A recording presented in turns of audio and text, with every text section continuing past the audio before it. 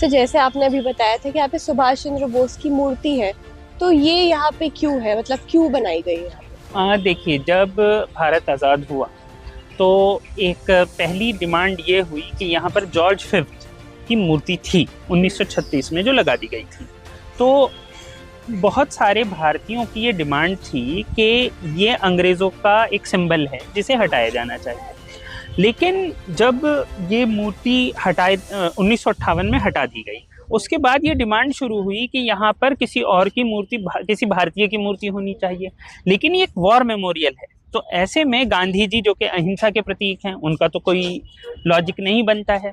फिर भारतीय क्रांतिकारियों में या भारत के फ्रीडम फाइटर्स में सबसे इम्पोर्टेंट नाम जिसे कि हम वॉर से जोड़ सकते थे, वो आज़ाद हिंद फौज और नेताजी सुभाष चंद्र बोस थे। तो पहली डिमांड ये उठी कि यहाँ पर नेताजी सुभाष चंद्र बोस की मूर्ति होनी चाहिए, वॉर मेमोरियल में आज़ाद हिंद फौज को भी हमें इंक्लूड करना चाहिए। तो एक तरीके से आज़ाद हिंद फौज को यहाँ पर इंक्लूड किया जाए, ये डिमांड आज़ादी के बाद से ही उठने लगी थी, क्योंकि आप वॉर मेमोरियल बनाए हुए हैं, उसके बाद आप इसमें 1971 भी ऐड कर रहे हैं, आप पूरे तौर पे हिंदुस्तान की सेना का एक तरीके से वॉर मेमोरियल मानते हैं।